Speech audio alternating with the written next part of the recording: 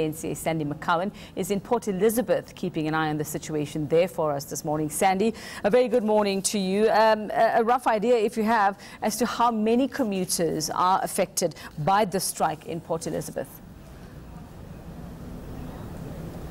Yes, we have been driving around Port Elizabeth this morning, and we mainly find that the bus stops, like this one behind me, are empty. We found that many of the passengers are either queuing for taxis or would normally be taxi passengers. So we do find that PE is a very taxi-dominated industry. People rely very heavily on taxis.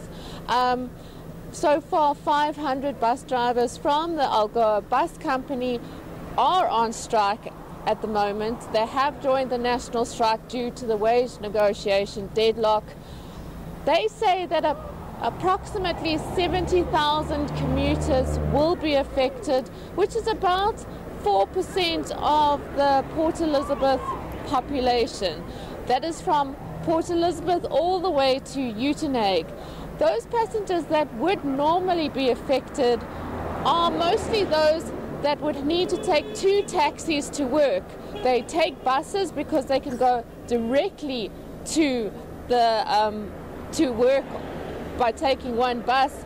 They're going to be affected. It is going to hurt their pockets, as they need now to take 2 to 3 taxis to get to work today.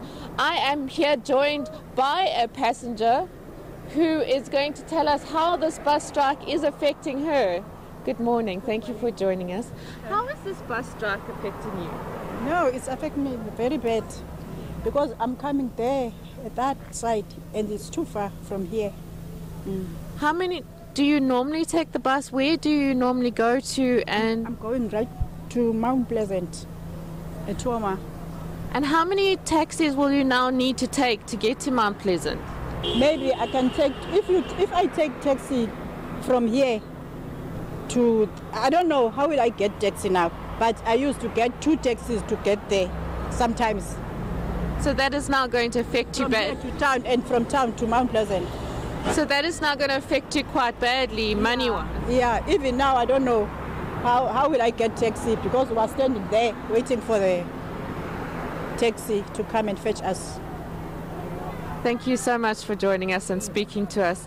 So as you can hear, Veka, it is definitely going to affect those who need to take more than one taxi to work. It's going to affect them quite badly money-wise, because now instead of taking one bus, they're going to have to take 2 to 3 taxis to get to work today. Well, Sandy, just to clarify, we know that this involves 5 different unions. We know it involves 67 different bus companies. Are all buses not functioning in Port Elizabeth? We know in some metros that it's not all bus companies, like, for example, Metro Bus, not participating in the strike here. But in Port Elizabeth, are there absolutely no buses that are going to be on the roads during the strike? We've only ever had one bus company, the Algoa Bus Service, up until about 2-3 weeks ago, when the IPTS municipal bus service came into effect. It's only been on the road for about 3 weeks now. I was speaking last night to the MMC of Transport, and he was saying that they think they won't have the buses en route today because they fear for the safety of their bus drivers. They say that even though they're quite new, many people aren't really aware of the IPTS bus system, that it's on the route, because they're only doing very few routes. I think they're only covering 3 routes at the moment. But those few routes will not be on the road today because they say they fear that the bus drivers may be badly affected. All right, so no buses then, whether they're part of the strike or not. Thank you very much, eNCA Sandy McCowen. As you heard there, even those who are taking taxis now are battling to find a way to work this morning.